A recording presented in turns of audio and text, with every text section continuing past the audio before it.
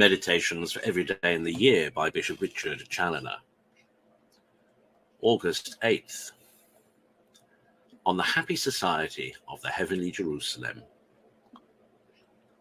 Consider first the multitude, beauty, and glory of the inhabitants of this blessed Jerusalem, those millions of bright heavenly spirits that always surround the throne of God, as we learn from the vision of the prophet Daniel, chapter 7. Thousands of thousands minister to him, and 10,000 times 100,000 stand before him.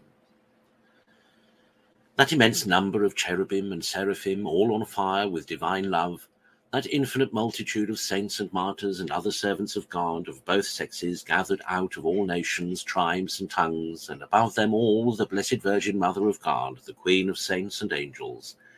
The number of these heavenly citizens is innumerable. They are all ever beautiful and ever young. They are all most bright and most glorious. They wear the name of God on their foreheads, expressed by the unalterable serenity, joy, peace, and light that shines from their countenance. The very sight of any one of them, as we learn from the experience of some of the saints and servants of God, is enough to ravish the soul into an ecstasy and to fill it with inexpressible delight. And what shall it be to see them all and to enjoy their happy society for all eternity?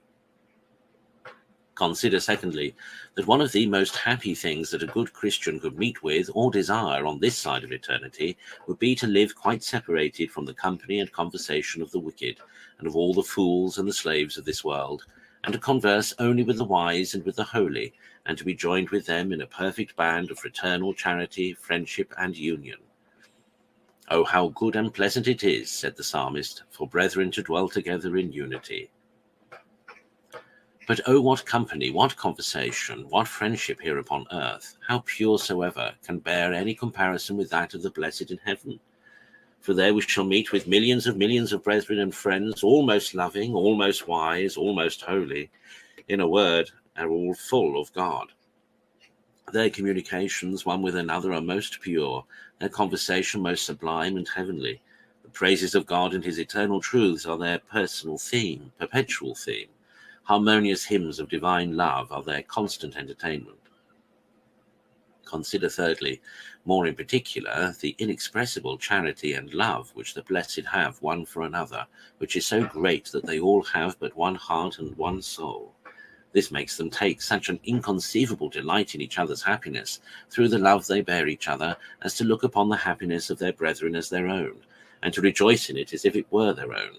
So that by means of this, their heavenly charity, the joy and satisfaction of every individual is multiplied to as manifold a degree as there are angels and blessed souls in heaven.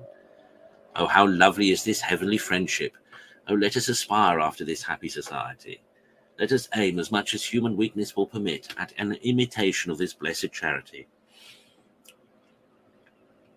By rejoicing at every real good we discover in our neighbours, as if it were our own, and by inviting all we can to join with us here in the love and praises of God and in the practice of all other virtues, that so both we and they may hereafter be happily united together, associated for eternity, in singing to our Lord the immortal songs of Zion. Conclude. If thou desirest to be eternally happy in the society of the saints in the heavenly Zion, to flee now from the midst of the Babylon of a wicked world, and to associate thyself as much as thou canst with the true servants of God. There is nothing will be of more service to thy soul during thy mortal pilgrimage.